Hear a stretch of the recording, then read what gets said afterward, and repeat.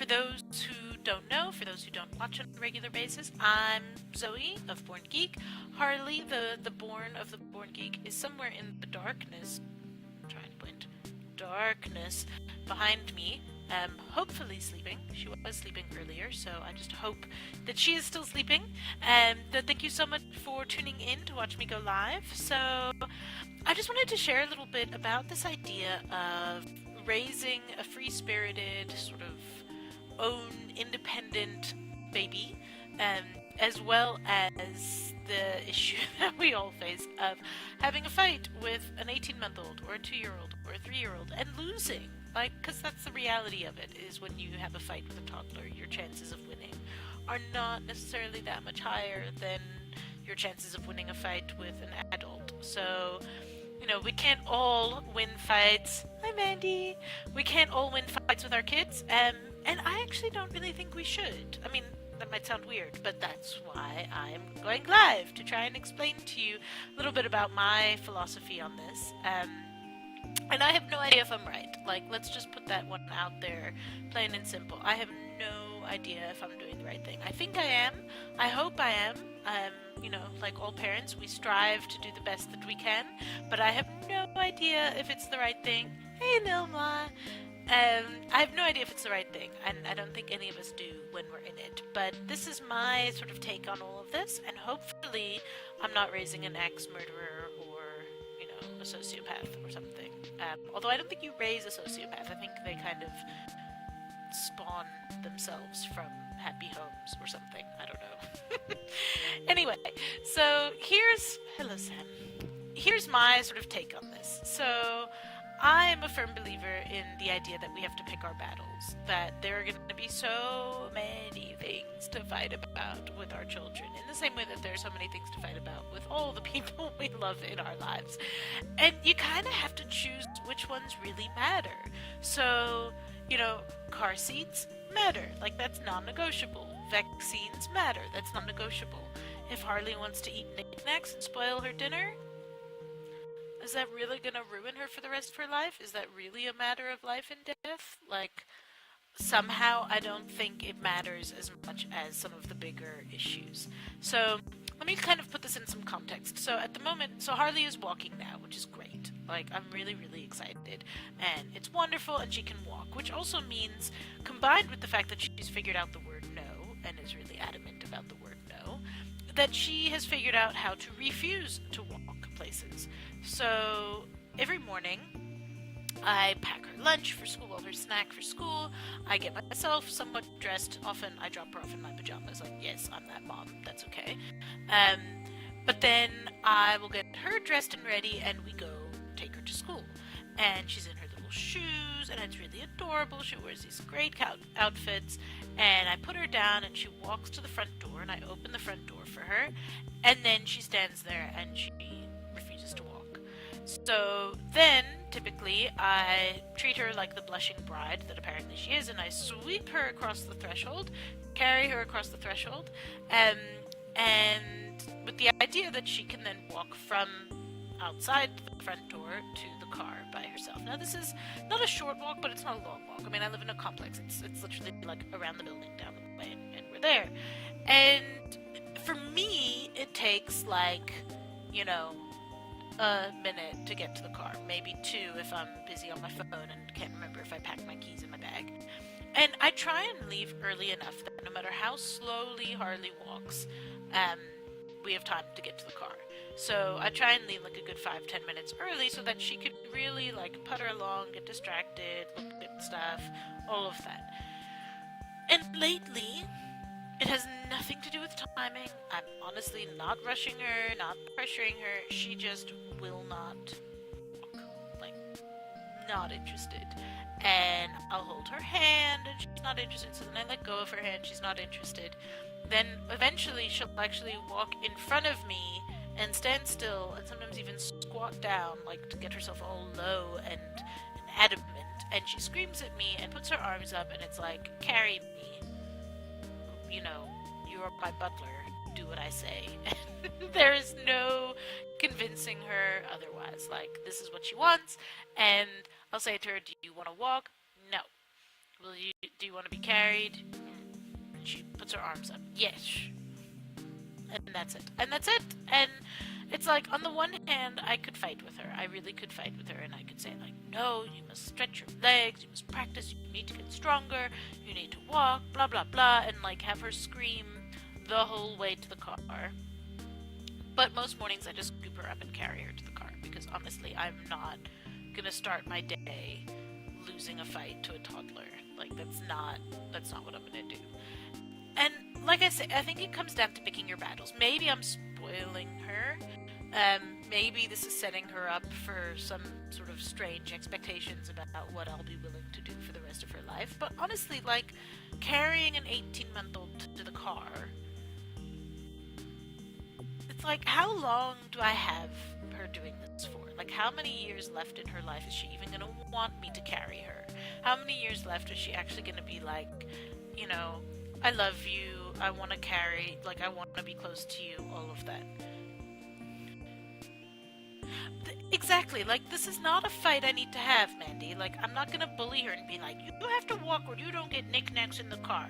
It's actually much easier to be like, walk to the car and then you get knickknacks, and then she's much more pliable. Like, bribery works wonders, and I am not above bribery. Like, honestly, if it makes her happy to have knickknacks in the car, I will, like, treat her like a dog. Like, here, puppy, here, you know, hold knickknacks out in front of her to get her to walk.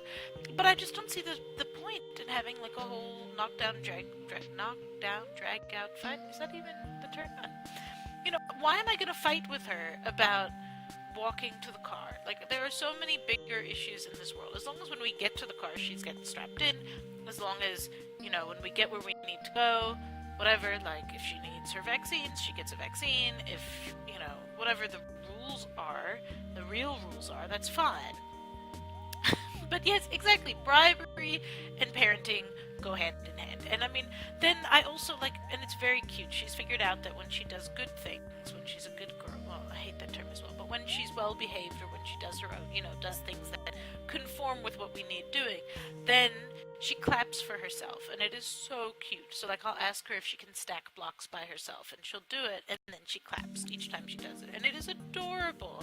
And, like, it's so much easier to encourage good things than, you know, to punish or discourage the bad things, I think. So, yes, exactly, Manny. I think it really comes down to picking your battles. So, do you want to have the screaming fight about, you know, whatever, getting in the car seat? Yes, because that's not negotiable. If you want to cry the whole way to school, then so be it. But really, like, I'm not going to have a fight with her about walking to the car. I'm not going to have a fight with her about hurrying up either. So this was another thing. So with her walking now, like I say, she's really, really slow. Like, really, really slow. And part of it is just because she's absolutely tiny still, and, like, even when she rushes, it's really slow. Like, she's going fast, those little feet are like pa pa pa pa, and I'm like, you know, like those really bad horror movies where the villain can go really slowly and still beat the running blonde who falls down all the time. So anyway, she's really, really slow, and we were walking from the school to the car, and this one dad passed me. He was going in to fetch his kid, and, like, I was literally, like, coming out the gate, and she was playing with the gate and opening and closing and opening and closing and opening and closing, and it was just I want to read that post, Mandy. I really do. You must finish it and then publish it so I can read it.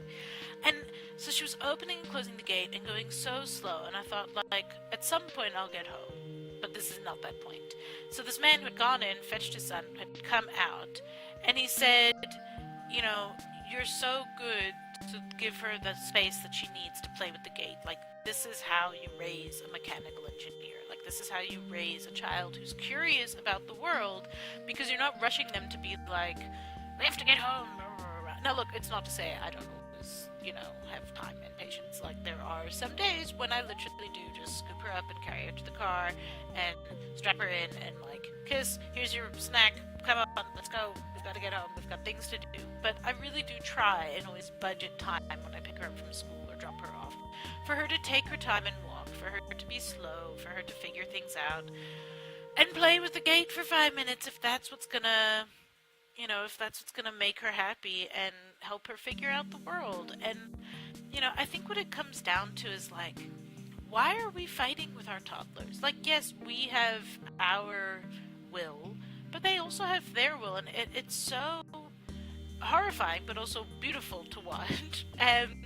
Like, this personality emerged. She has things that she clearly wants and doesn't want. And if I think back, even 6 months ago, a year ago, she didn't have those things. It would be like, do you want this? And she might cry or not cry, but, she didn't really have um, the sense of self that she does now. And even her teachers at school said she's very, like, they were like, oh, she really has a strong sense of self, which I knew was code for she tells them no when they try to do stuff, and she won't let them help her, and all of those things. Oh, thank you, Mandy. Um, but I mean, I think it is just that.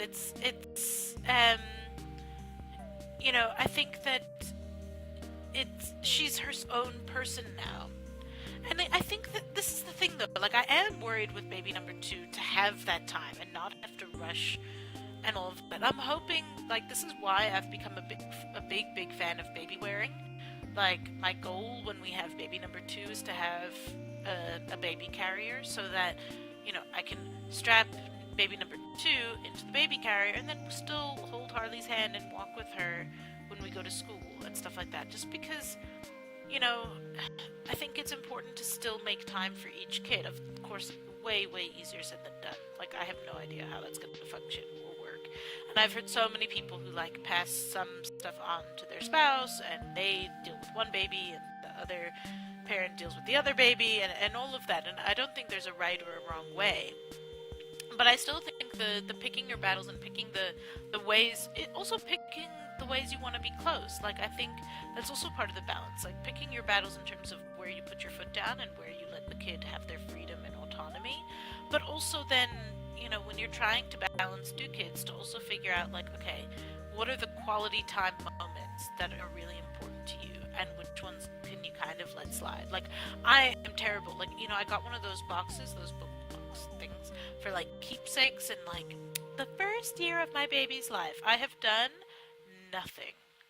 Nothing. Like, I think I put in, when she was born, obviously, there's no pictures glued in. And I think I filled in, like, one or two of the questions, but I didn't write down any of those things in the book. Like, I'm honestly hoping I've mentioned everything on my blog so that one day I can go back and be like, oh, that's when she started walking. That's when she got her first tooth, because I didn't put that in the book like I was supposed to, so... But, like, I wouldn't even attempt or imagine that I would do that for baby number two. Like, that's just not gonna happen, and that's just not even set myself up to feel guilty or set myself up for disaster. But why, Mandy? Like, let him do school drop-off sometimes, or is that really, like, your special time with Charlie? Like, is that your time together? Or is that just, like, she's just running off to school and having a blast anyway? Because that's my thing, is, like, I really enjoy, walking with Harley and saying hello to this one and goodbye to that one and all of that. So for me, that would be something that I would want to keep as our time. And I think that would also kind of hopefully maybe number two put in the carrier and then go and kind of still get to have that time. But also, I mean, I don't know what fights I'm going to be having with Harley then. I mean, that sounds terrible. But I think that, I think as they get older, you're going to have new fights. So it won't just be, walking to the car versus not walking. But then it becomes like, I mean, I'm already having can she go without shoes or not shoes? Or, she gets really hot, so I'm always taking stuff off and putting it on, and the school overdresses her because they think she's cold. And so, these are all fights that I think we all have with our kids, where it's like, does it really matter if she's, running around barefoot? Is she gonna instantly get sick? No. Obviously, if it's like a dangerous place with like glass or thorns or something, you insist on it. But otherwise, like, let her run around and get dirty, and you just throw her in the bath when she's done, and life is better. Yes, exactly, Mom. I always wore sundresses in the winter, and you guys just let me. You were like, okay, cool, go sit outside. If you can handle it for 10 minutes, you can wear that. And then I would always be like, no, it's okay. I think that's just it, is also letting kids figure it out for themselves. To say, okay, cool, like, you want to do this, that's fine, but like, try it out in a controlled environment first, and if you're still okay with it, then fine. Like, wear sandals in the winter, or, you know, wear a hat, don't wear a hat, wear what, do whatever you want to do. I'm not gonna fight with my kid. Like, I remember I used to wear different colored socks for years. Like, I thought it was a fashion thing. I was very, very trendy, you could tell. Um, and why, like, my mom never fought with me about it. It was just like, okay, cool, here are your socks, go, do your thing, like, enjoy. Um, and, when I was done with that phase, I was done with it, but I really enjoyed it for the time that I did, and, you know, what difference did it make? I still had socks on, I still went to school. It's not like, I couldn't do whatever because I had different color socks on. Um, hey, Quentin. Like, I just think that in general, there's this sense that we have to fit into these certain norms or rules, and it's like, oh, well, you have to give your baby a dummy, or you have to do this, or whatever. And it's like, every kid is so different, and you can try whatever might work and try out, things from the tips and advice and this and that. And I really do think there are certain things that are non-negotiable.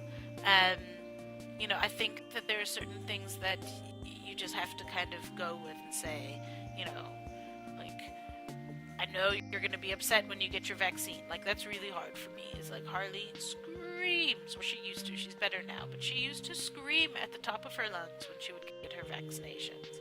And then I would have to nurse her, and she would just really be devastated. Like, she would look at the sister, the nurse, with like, how dare you? How could you do this to me? And it's like, I'm sorry, it's going to upset you, but it's not a choice. You don't have a choice in this one. But you get 8 bazillion other choices the rest of the day. So this, you don't have an option. Everything else you do. And I think that's kind of my take on all of this. Is like, sometimes I really want her to walk to school. But if she really doesn't, is it going to kill us to not, have that fight? I'll have a look afterwards, Quentin. So, it's just one of those things where I think that people get so caught up in this idea of, like, if I don't assert my authority over my toddler, they're going to grow up and be a serial killer, or they're going to grow up and not have manners, or they're going to grow up and be, like, broken human beings. And, I think that as you go, there are certain things that become non-negotiable, like, saying please and thank you, or safety stuff, or whatever it might be, or like once a week not fighting about food, whatever. But like, honestly, I think, I don't know what I remember when I started giving Harley solids, and I asked my mom what I ate when I was a child, and she was kind of like, rice cakes, apple juice, and air. Like, honestly, she couldn't even remember what I used to eat. And obviously food is not my issue now. I eat everything, too much of everything. So I mean, like, they grow up no matter what, they get to keep going. It's like, you focus on the safety stuff, you give them nutritious options, and then if they really won't eat everything, then, knickknacks it is. And, oh geez, Mandy, hair washing, that, I used to cry. I remember being a little girl, and I would cry with, like, brushing my hair and all of that. Hopefully they have better products now. I don't know. Not looking forward to that. But I mean, this is just it. It's kind of like basic hygiene. You have to learn to brush your teeth. You have to take a bath sometimes, not every day. Like, I'm not gonna have that fight every day. And you just kind of, I think every parent is different in that. That's where we all kind of vary in terms of where our non-negotiables are and where we want to put our foot down versus not.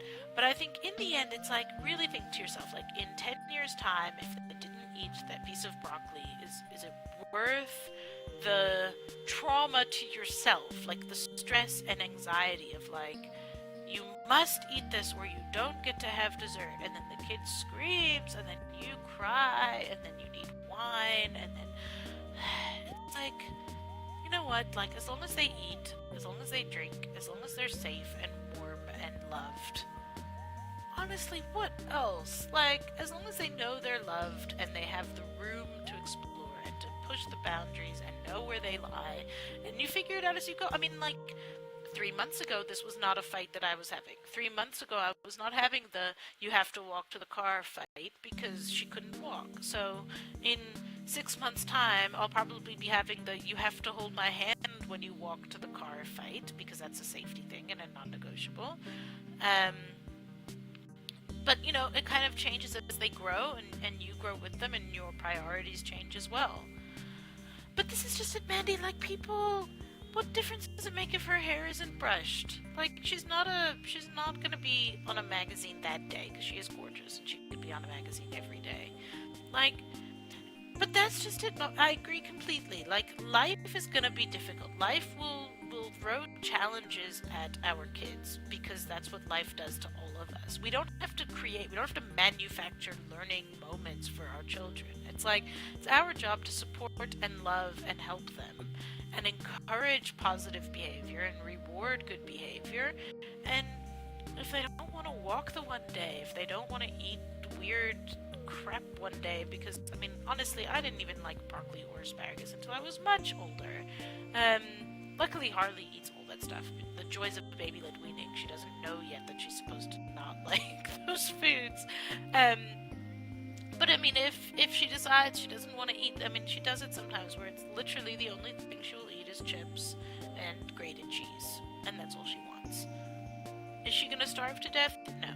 Like, she'll be fine. She'll eat all of that. She'll pop on the boob. That's the other joy of having her still on the boob. She'll pop on the boob, round out the rest of her nutrition, go to sleep. Next day she'll eat yogurt and cheese and chicken and all sorts of stuff that I would never even have imagined she would want to eat, and we move on with our lives. Like, I think you also have to not take every day so seriously. Like, I think sometimes we spend so much time with these tiny people, and it's like we're so caught up in the minutia of the day-to-day crap. And it's like, you've got many, many years to deal with all the fights that are coming. You don't have to lose your mind over the fights with your toddler. Like, that's my take. Maybe, like I say, maybe I'm raising her to be a serial killer, and you will all come back and point to this video when, she goes off the rails, or when she one day hires people to carry her around the world.